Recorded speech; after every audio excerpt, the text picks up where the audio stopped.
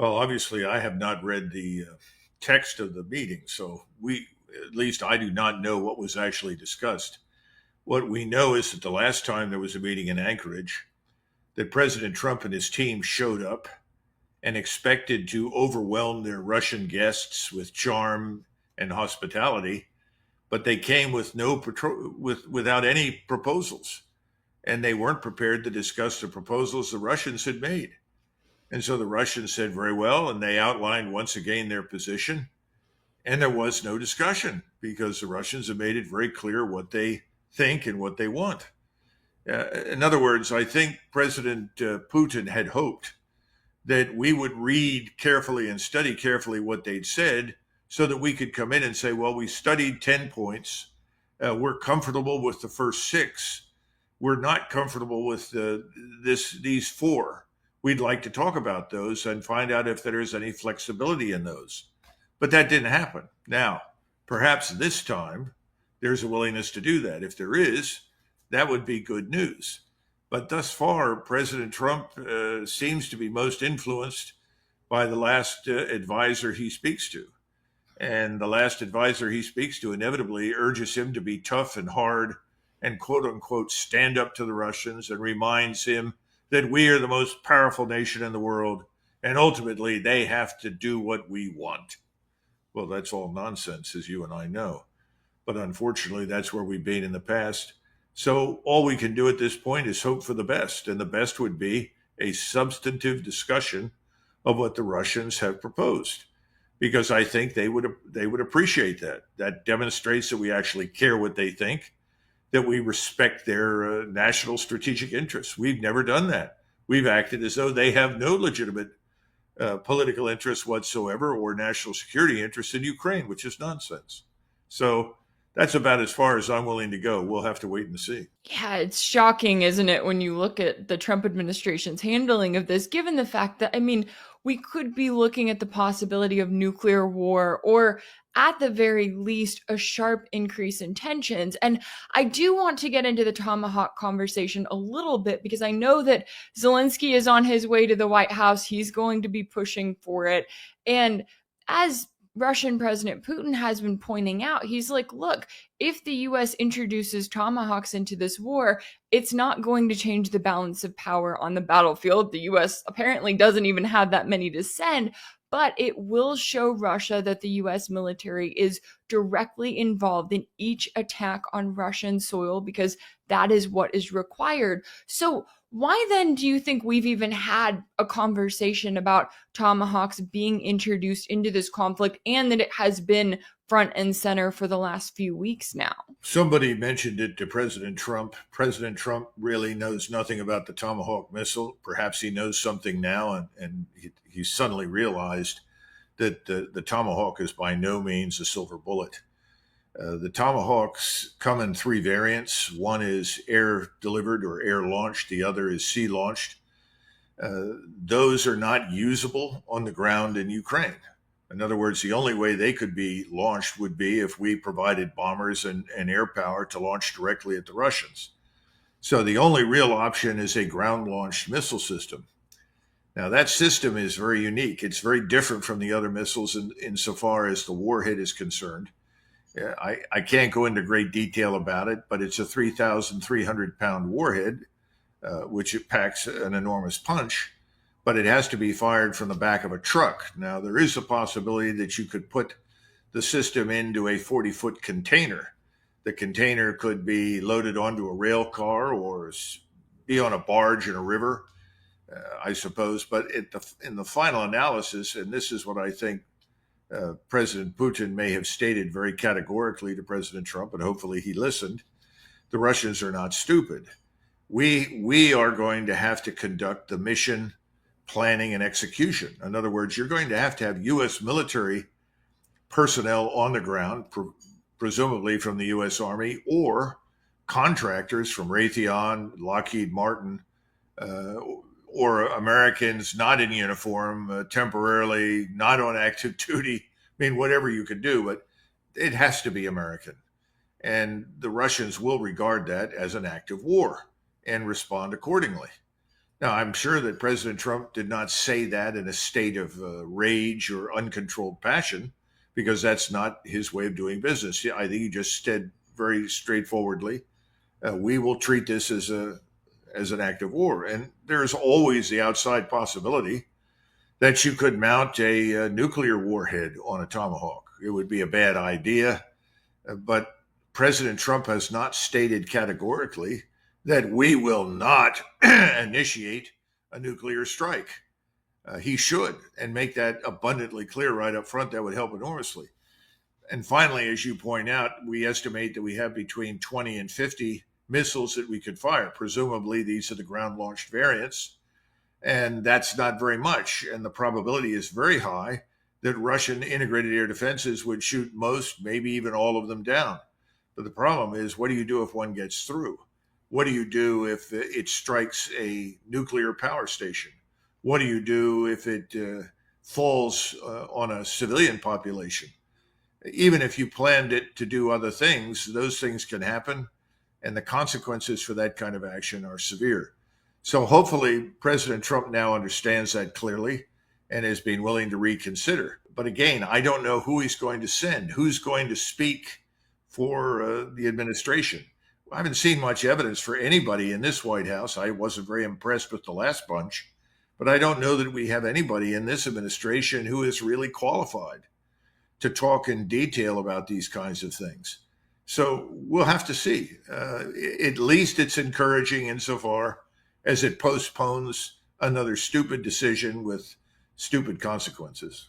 Yeah, as you're describing it there, I'm going, of course, Russia would see that as an act of war, right? Of course, Russia is watching the US continue to escalate. And I know that, Putin typically has a very measured approach of kind of letting him know, hey, we're pointing it out to you that we see exactly what you're doing. But as you're also describing there, I believe in the statement from Trump, he mentioned Secretary of State Marco Rubio is leading the delegation of high-level advisors that's set to happen next week.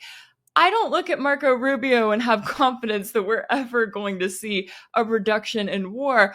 I look at him as a hothead who's going to take us to more and more war. Given that, and given the fact that you have Zelensky coming to the White House tomorrow, what are your concerns for the ways in which the Trump administration could still latch on to escalating this, even as we do have these talks with Russia coming up? Well, we have never recognized Russia's legitimate national security interests in Ukraine. We've treated the Russians as though they have no right to defend themselves. We've pretended that what's happened in Ukraine is an accident of history, which is of no interest to us.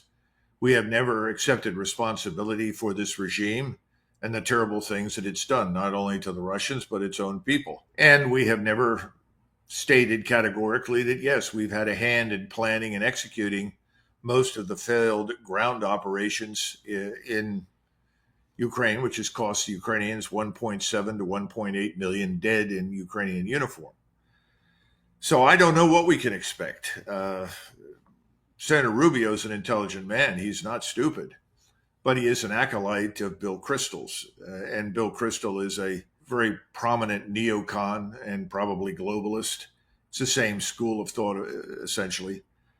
So I don't know what we can expect. Again, as I said earlier, I don't know who else is going to be part of the delegation, but if we're going to go in there and make demands and reject the idea that what happens in Ukraine is existential to Russia and not to us, I don't know how far we're going to get. Yeah, when you have the US acting as though, the government in Kiev just kind of fell apart in 2014. We don't know what happened, when they know exactly what happened. And that brings me to the next conflict that I want to bring up here, because I know that Trump also confirmed on Wednesday that he has authorized the CIA to conduct covert action in Venezuela, and said he's considering strikes on Venezuelan territory.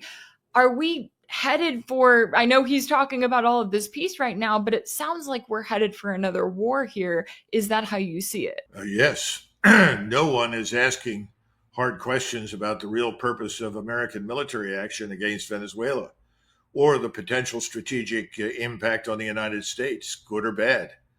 Most people in the Senate seem to privately think, well, Venezuela could be an opportunity for Washington to recover trillions in wealth squandered on failed U.S. military interventions in the Middle East and Ukraine.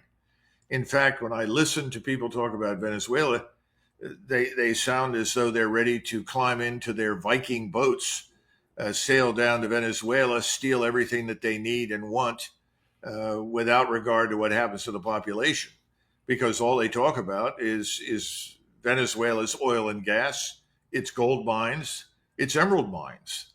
There isn't much discussion, frankly, on the Hill or inside the Beltway about the alleged role that Venezuela plays in drug and human trafficking, because, frankly, it's very small. Colombia is much more heavily involved, as is Mexico. So the notion that we're going there is going to have some sort of impact on drug trafficking that will benefit us is very much open to debate. I guess the bottom line is, if you go back, you'll find out that Paul Wolfowitz, in testifying to Congress, said that Iraq's oil would ultimately pay for the war and the occupation of Iraq. None of that happened. It was a complete failure. And we went into the hole to the tune of trillions of dollars. So I think anybody who asserts that we can arbitrarily enter that country or bully that country with the goal of taking their resources and getting away with it is very wrong. I also worry about the ramifications in Latin America. We're not exactly popular in Latin America. We can go through that history. I don't think going into Venezuela will help us. In fact, I think it could become a cause around which much of Latin America rallies. We end up dealing with hundreds of thousands of paramilitaries from various parts of South America, including Brazil and Colombia, that'll pour in there to help fight us. And I'm not talking about weapons designed to sink ships at sea. I'm talking about letting us come into the country and then killing us in great numbers the longer we stay there. I don't know, but I don't see any evidence for clear thinking. I don't see any evidence for debate.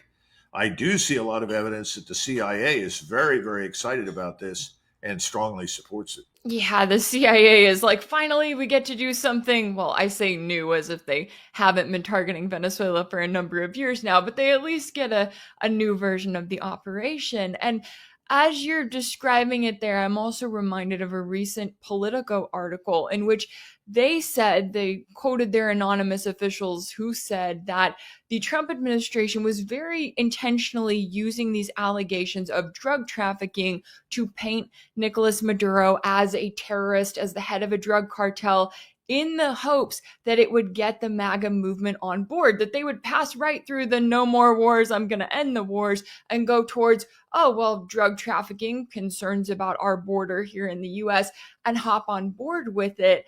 How do you see that potential strategy and really what it means for the American people who have said, look, we don't want more endless wars? And it sounds like that's another one that the US could be getting directly involved in. Oh, I don't think there's any question about that. Let's go back and reflect on some things. In the mid 90s, late 90s, we became enamored with this notion of regime change.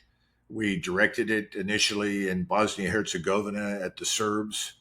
Subsequently, we resumed this process in Kosovo. All of it was designed to remove Milosevic. As you'll recall, he was the cause celeb at that point. And we thought that we would end up running Yugoslavia the way we ran the Philippines, with some governor general sitting in Manila, only this time he would sit in Belgrade. None of that worked. It cost us a lot of money. And even though we had very smart people in the Clinton administration who opposed this, one of whom was Secretary of Defense Perry, who said, let us not get involved in anything which requires us to maintain a permanent ground military presence. That's exactly what happened. And we have been caught up in this web of deceit and stupidity in the Balkans ever since. And you move on beyond that. It wasn't enough to go into Afghanistan and remove or kill Osama bin Laden and his crew. No. We had to go in there and take over the country. We had to remove everyone who was in power, and then the country would improve and get better and ultimately become a feather in our caps. And we all know how that ended. Simultaneously, we go to Iraq, and again, we have to remove the regime. It wasn't enough to say, give us, Saddam Hussein's head, and you three or four generals, you're now in charge of the country, and you'll coordinate with the United Nations for elections, and we'll help you as we can. But no, no, no, no. We had to dismantle the government, dismantle the army, dismantle the administration. We all know how that worked out. And we wanted the same thing under Biden when it came to Russia. It was not enough to find a solution that would end this terrible war. No, on the contrary, we wanted the war because the war was supposed to remove President Putin from power. And in fact, that wasn't enough. We wanted to effectively rape Russia, steal its resources, divide it, balkanize it. That hasn't worked. So we then turned our attention to supporting Israel in its bid to destroy Iran. But the real point in Iran was, once again, regime change and then balkanization. Turn Iran into some imitation of Syria or, destroyed Lebanon. And now we're talking about Venezuela. Why do we want to remove the regime? Because the regime is a heinous criminal that is killing millions of Americans? No, that's nothing to do with it.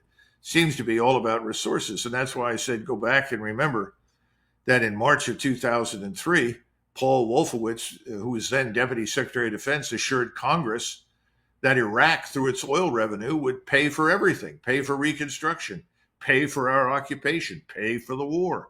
I think we're headed down the same road. And the only solution, I think, is for the American people to throw everybody out of office who sits in Washington, because I don't know what else you can do. Yeah, at this point, I don't know that there's any fixing them or any solving this problem with the current people that are there, because they've learned how to play the game. And clearly, as you're noting there, they have a blueprint that they use time and time again. Now, while I have you here, I do want to get into Iran a little bit, because I know we have ongoing concerns that the US and Israel are preparing for the next phase of war against Iran, especially as there's now a ceasefire in Gaza, as you have Trump declaring the war against Hamas over, at least for the moment. What are your concerns about the US engaging in further war against Iran? And is that something we could see as early as Christmas of this year? Well, first, let me touch briefly on the ceasefire. I don't think the ceasefire is even turning out to be a pause. That was about the most that you could expect from it. The notion that we're going to now enrich the Trump family, Mr. Kushner, Witkoff, or anybody else involved in the reconstruction of, Gaza, which really amounts to turning it into some sort of Las Vegas-like destination. I think the probability of those things ever happening is very low. But I do think people have actually maintained those fantasies. But I don't think this ceasefire is going to last. And we already had, within the first 24 hours, 7 Palestinians killed.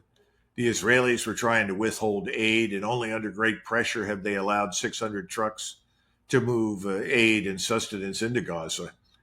I don't think this war in Gaza is over. And as I said, we might see a pause, but that's about the most that you can expect. In the meantime, President Trump has stated, I think just within the last couple of hours, that if the people of Gaza won't respect this ceasefire, and I don't know why he said that, but he did, then he says, I guess we'll have to kill them all, which of course is very Stalin-like. Stalin believed in prophylactic justice. Kill the citizen before the citizen gets a chance to commit a crime. That's what it sounds like he wants to do in Gaza, which may be music to Mr. Netanyahu's ears, but I think is reprehensible from the standpoint of an American citizen.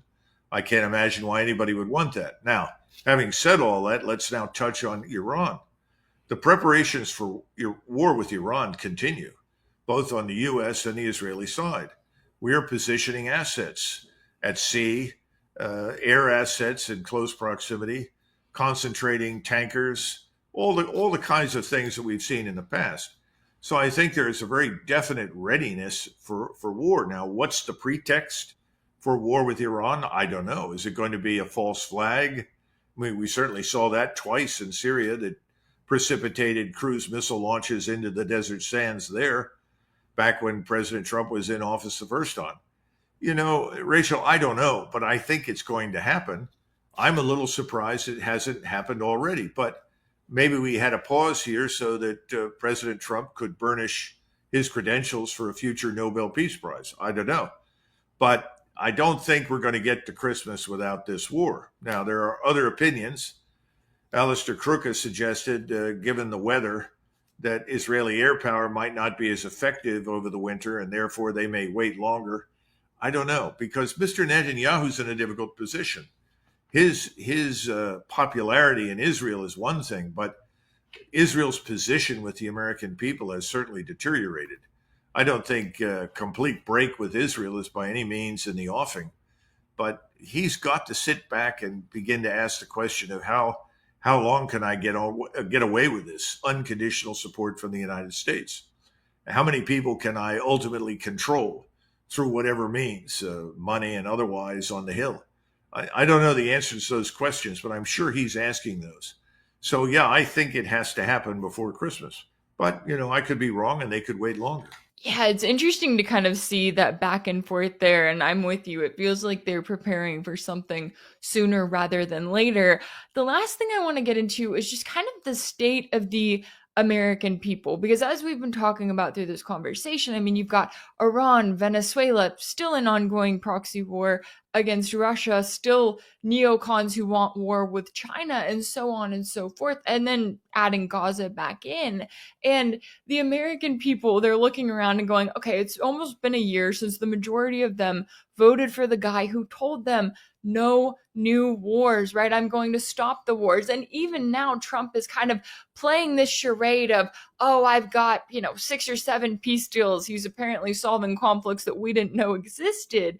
And he's still trying to keep that as the public front. I don't know if that all goes away just because he didn't get the Nobel Peace Prize, but how do you view the state of the American people and kind of their awareness about what their government is continuing to do, no matter who they vote into office?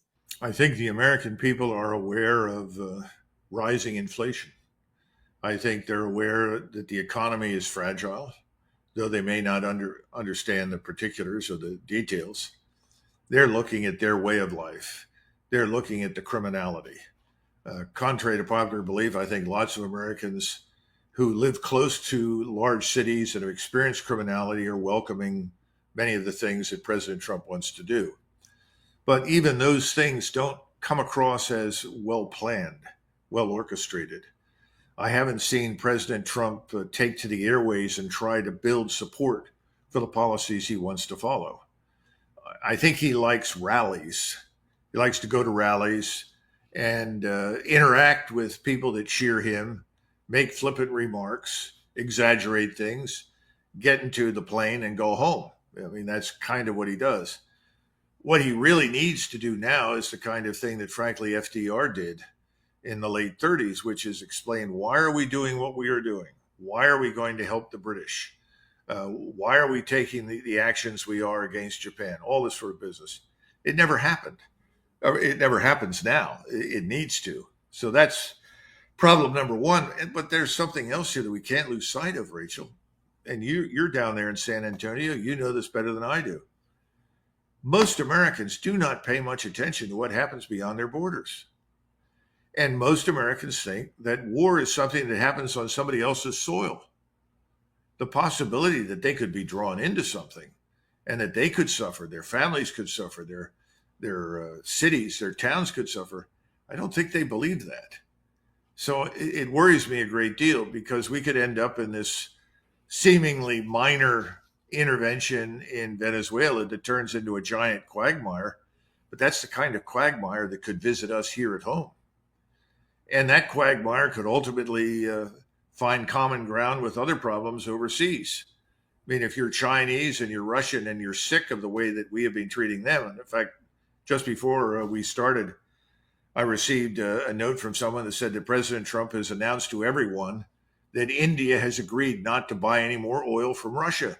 But then the spokesman for the Indian government said, that's nonsense. We're going to buy oil and gas from Russia. We don't know what he's talking about. I don't know what's going on in the White House. I often think they're disconnected from strategic reality. No one's asking any hard questions. What are we doing? Why are we doing it? What's the purpose? How do we plan to proceed? What's it going to look like when we're through? What's the strategic impact on us? Not next week, not before Christmas, long term. You know, everything is short fused. You know, President Trump loves optics. You know, that's what you saw in front of the Knesset.